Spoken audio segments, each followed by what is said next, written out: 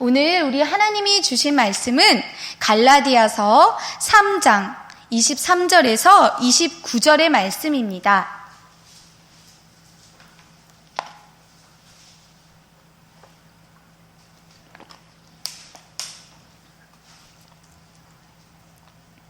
갈라디아서 3장 23절에서 29절의 말씀입니다. 우리 찾았으면 같이 한 목소리로 읽겠습니다. 믿음이 오기 전에 우리는 율법 아래에 매인 바 되고 계시될 믿음의 때까지 갇혔느니라. 이같이 율법이 우리를 그리스도께로 인도하는 초등교사가 되어 우리로 하여금 믿음으로 말미암아 의롭다함을 얻게 하려 함이라. 믿음이 온 후로는 우리가 초등교사 아래에 있지 아니하도다. 너희가 다 믿음으로 말미암아 그리스도 예수 안에서 하나님의 아들이 되었으니 누구든지 그리스도와 합하기 위하여 세례를 받은 자는 그리스도로 옷 입었느니라. 너희는 유대인이나 헬라인이나 종이나 자유인이나 남자나 여자나 다 그리스도 예수 안에서 하나이니라. 너희가 그리스도의 것이면 곧 아브라함의 자손이요 약속대로 유업을 이을 자니라. 아멘.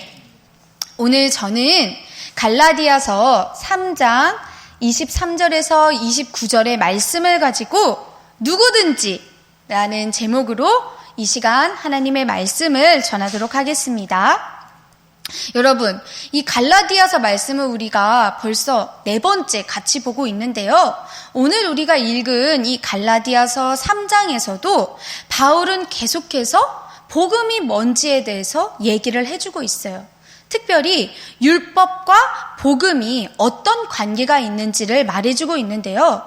우리가 반드시 꼭 기억해야 할 건 지난주에 우리가 말씀을 들었듯이 사람이 의롭게 되는 길은 율법이 아니라 예수 그리스도를 믿는 믿음에 있다는 거예요. 그러면 아니 율법은 아예 필요가 없는 거예요? 아니 하나님이 필요도 없는 율법을 이스라엘 백성에게 주셨던 거예요? 이렇게 궁금해할 수 있는데 바울은 그렇지 않다는 거예요. 율법이 완전히 필요 없는 게 아니라 율법도 그 나름의 역할이 있다고 했어요. 오늘 우리가 읽은 말씀을 통해서 그럼 율법은 어떤 역할을 하는지, 율법과 복음의 관계는 무엇인지를 우리가 같이 살펴보고 오직 믿음으로만 구원의 길이 열린다는 걸 우리가 더 확실하게 기억하고 그 믿음을 소유하는 저와 여러분이 되기를 소망합니다. 먼저 율법에게 붙잡혀 있는 우리에 대해서 바울이 말해주고 있어요. 갈라디아서 3장 23절에서 24절에요. 믿음이 오기 전에 우리는 율법 아래에 매인 바 되고 계시될 믿음의 때까지 갇혔느니라.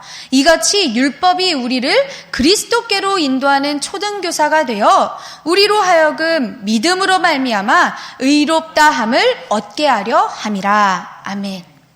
예수님을 믿는 그 믿음이 오기 전까지는요. 모든 사람이 다 율법 아래에 갇히고 매여 있었어요. 하나님이요, 율법을 모세를 통해서 이스라엘 백성에게 주셨어요. 그리고 잘 지키라고 하셨어요. 근데 이렇게 주신 이유는요, 야, 너네 이거 하나씩 다 못 지키면 내가 가만 안 둘 거야. 이렇게 하려고 주신 게 아니었어요. 율법은요, 예수님이 오실 때까지, 그 믿음의 때가 올 때까지 사람의 죄가 무엇인지 알고 그거를 구별하는 수단으로 우리에게 주신 하나님의 것이었어요. 그런 역할로 바로 이 율법이 초등교사가 되었다는 거예요. 초등교사는 뭐냐면요, 우리가 이거 혹시 초등학교 선생님인가요? 이렇게 생각할 수도 있는데 그것보다는 이 초등교사라는 말은요, 이 예전에 이 유대인과 이 헬라인들이 사람들이 살았을 때요, 귀족들, 그 귀족 계급에 속하는 미성년자의 소년들을 가르치고 그들을 생활을 지도하는 그런 일을 했던 종이었어요. 주인이 종한테 자, 이제 내 자녀들을 네가 좀 가르치고 훈계해서 내 자녀들이 잘못된 행동을 하지 않도록 지켜보아라 하고 초등교사의 임무를 맡게 한 거예요. 그렇게 쭉 다스리다가 그렇게 쭉 지켜보다가 이 자녀들이 성인이 되면 초등교사의 역할은 끝이 나고 그 자녀의 모든 것들이 다 아버지께로 넘겨지게 되는 거였어요. 바울은 율법이 이런 초등교사라고 말하고 있는 거예요. 즉 구원에 이르는 그 믿음을 주는 예수님이 오기 전까지는 율법이 아직 다 자라지 못한 하나님의 백성들을 다스리고 통제한다는 거였어요. 하나님의 자녀라면서 이 율법 안 지켜? 이 조항 안 지켜? 그러면 죄인인데? 이게 죄인데? 아니 이렇게 저렇게 죄를 지을 거야? 하면서 하나님의 백성들을 죄에다가 묶어 놓은 거였어요. 한마디로 율법에 굴레를 씌웠다는 거예요. 이 굴레라는 말은 뭐냐면 말이나 소가 있죠.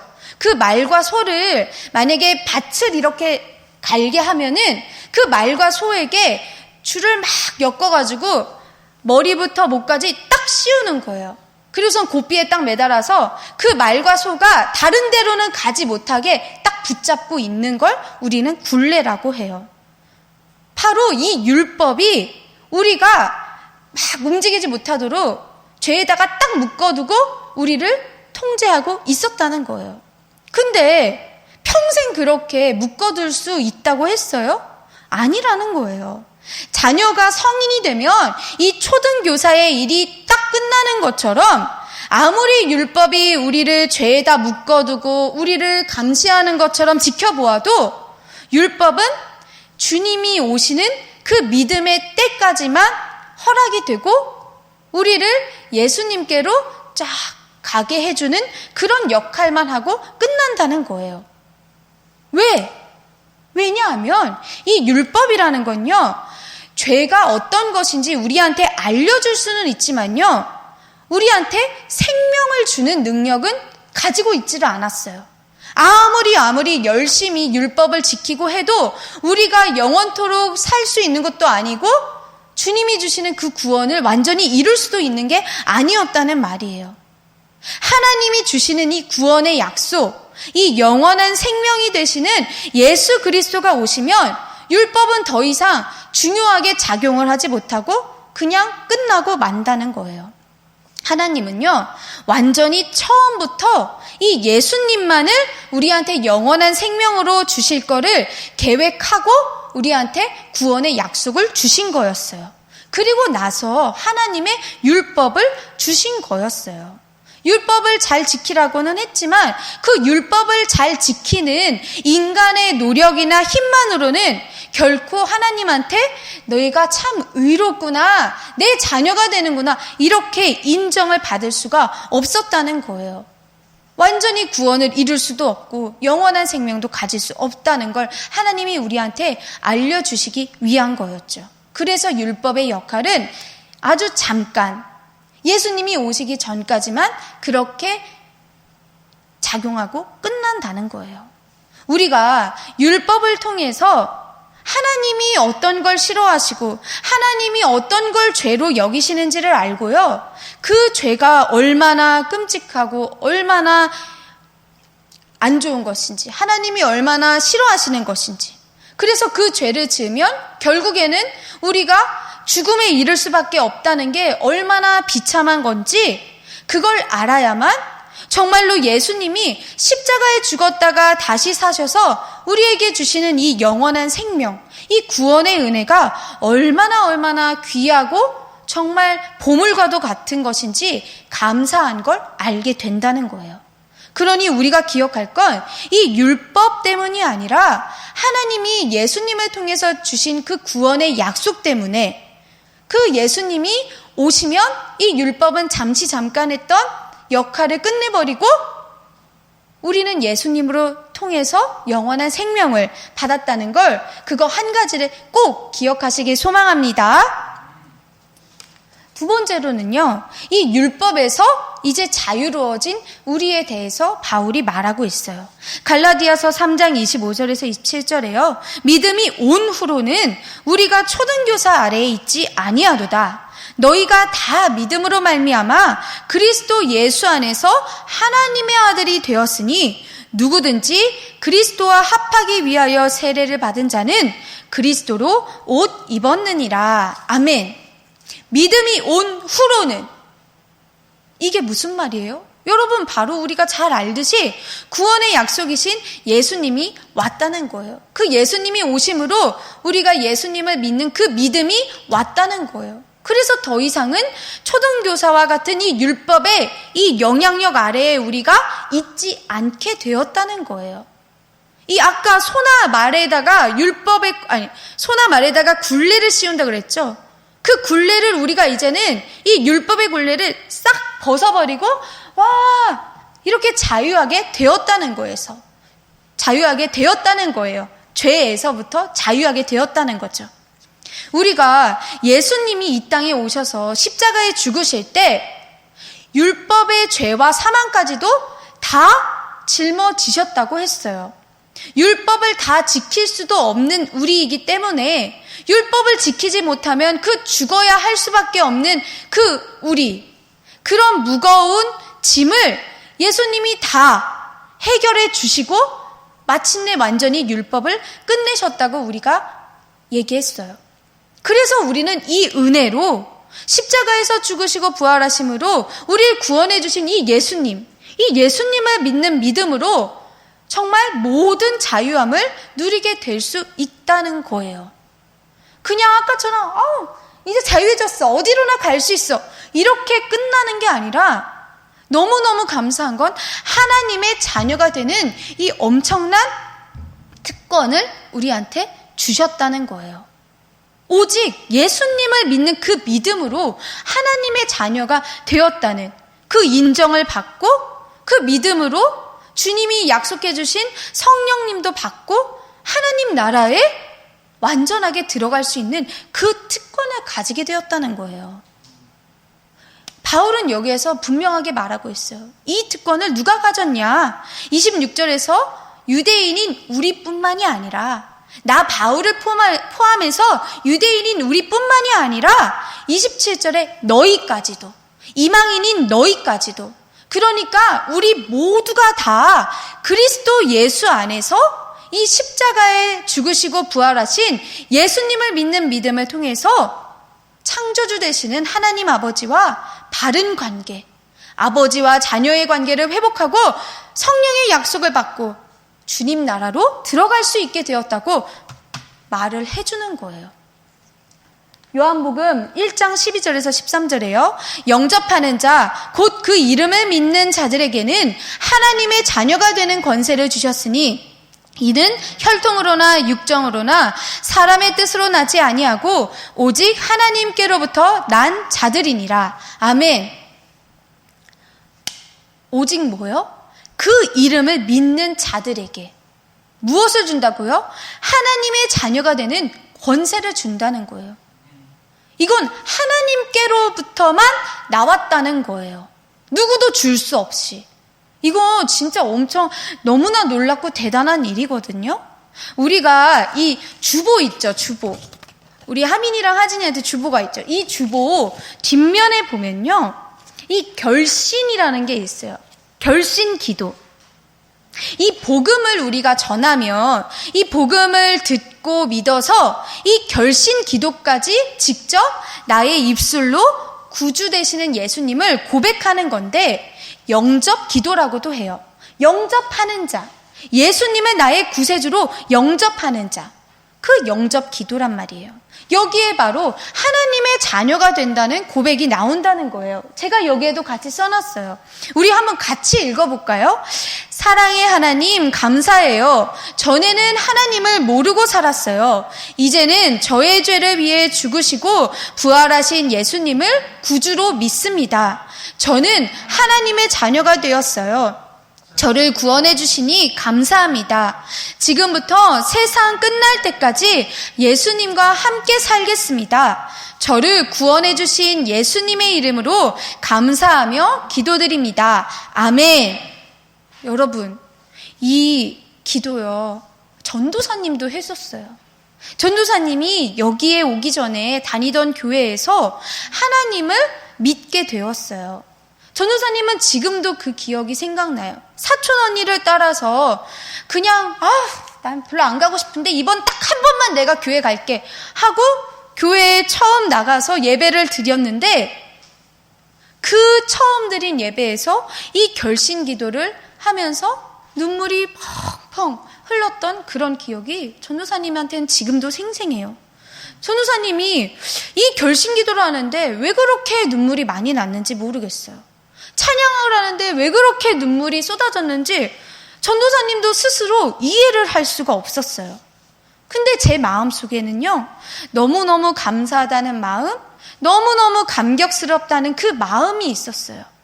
나는 아무것도 가진 것도 없고 내가 잘한 것도 없고 하나님이 정말 있을까 의심하면서 교회에 대해서도 안 좋게 말하던 그런 사람이었는데, 어떻게 하나님이 이런 나도 사랑해 주신다고 하실까? 어떻게 하나님은 이런 나도 다시 불러주셨을까?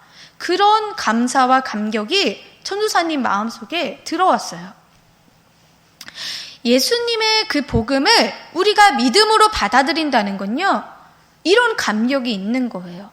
물론 사람마다 다 다를 수 있어요. 근데 저마다 하나님이 나를 자녀로 삼아주셨구나 하는 그 감동과 감격은 다 가지고 있을 거예요. 하민이랑 하진이는 전도사님보다 더 어릴 때 이미 예수님이 누구이신지도 알고 예수님을 믿는 하나님의 자녀가 되었어요.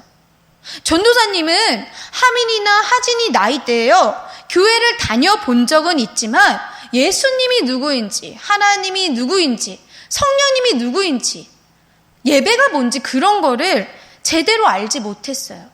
그냥 교회에서 하라는 대로만 하고 말씀도 잘 모르고 항상 예배를 드리면 그렇구나 하면서 딴 생각도 정말 많이 했어요. 그냥 놀기만 하고 그렇게 했단 말이에요. 믿음이 뭔지 모르고 그냥 왔다 갔다 다녔던 거예요.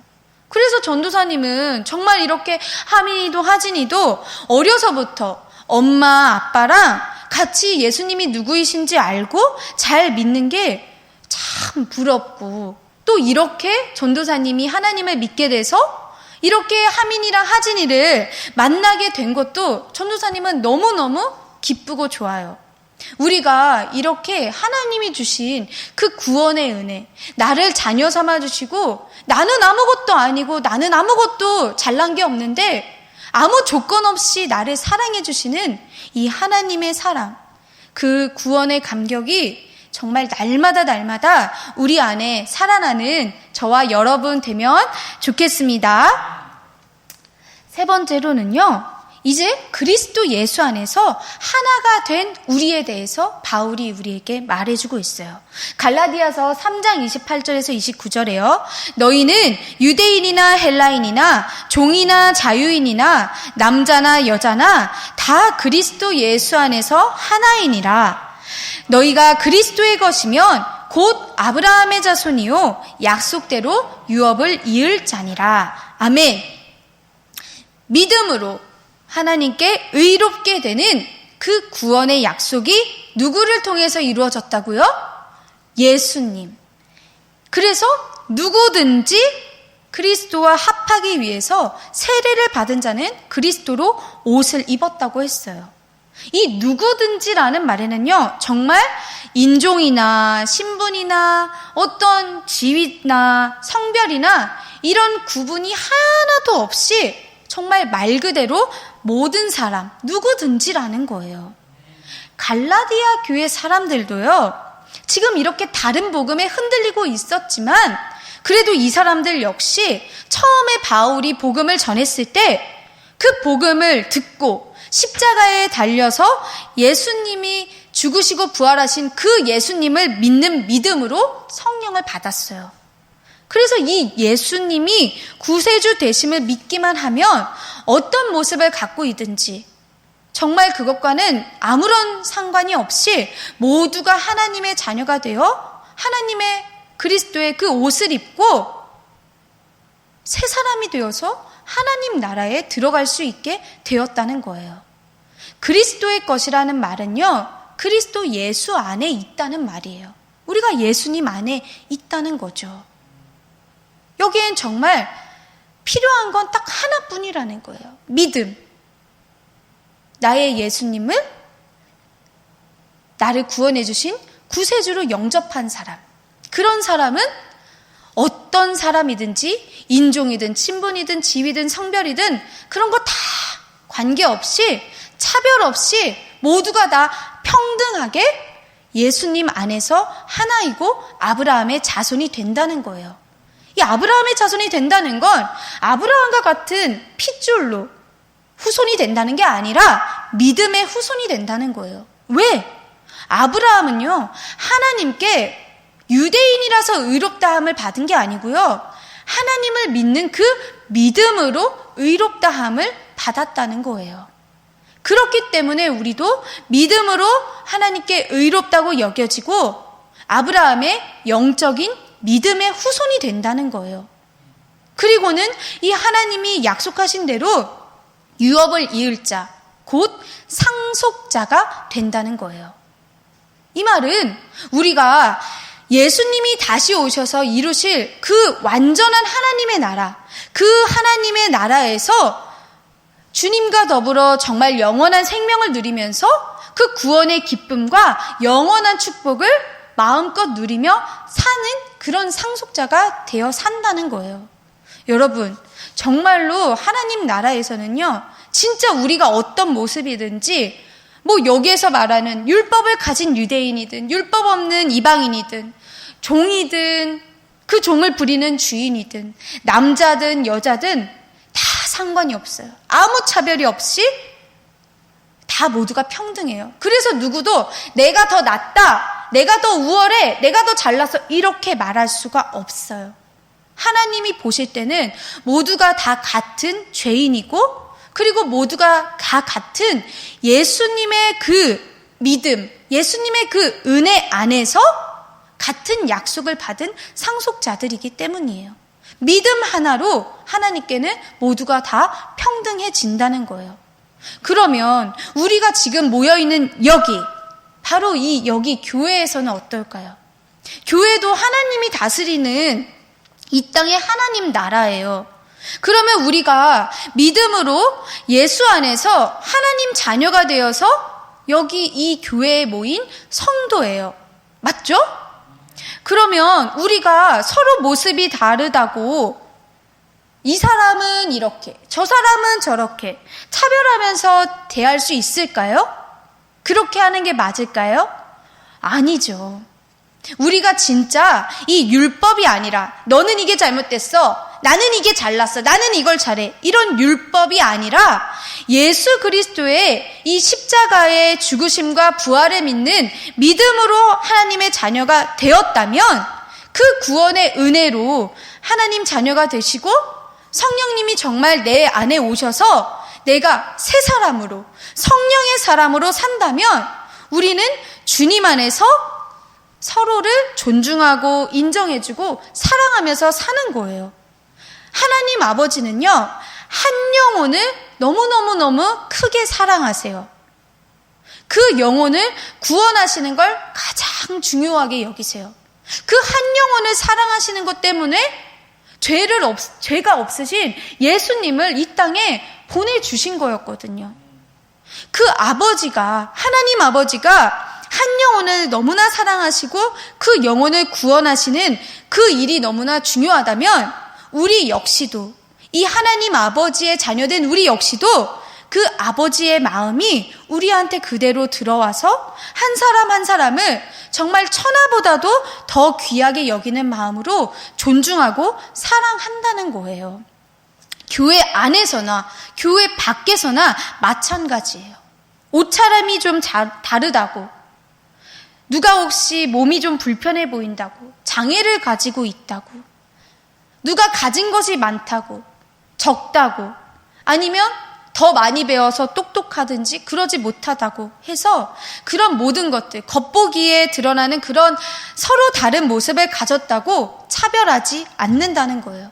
그러니 우리가 복음을 전할 때도 이걸 꼭 기억해야 돼요. 우리가 교회에서도 물론 그렇게 차별 없이 서로를 사랑하고 존중하는 게 너무너무 중요해요. 근데 교회에서만 이렇게 서로 사랑하고 잘해주는 걸로 끝나는 게 아니라 밖으로 나가서도 우리가 행하는 모든 말과 우리의 눈빛과 우리의 행동과 우리의 모습이 예수님의 영광을 나타낸다는 걸 기억해야 돼요. 그러니 우리가 누구에게든지 정말 겉모습으로 난 싫은데, 난 좀 꺼려지는데 이렇게 하는 게 아니라 먼저 다가가서 예수님의 이 복음과 예수님의 사랑을 전하는 저와 여러분이 되기를 주님 이름으로 축복합니다.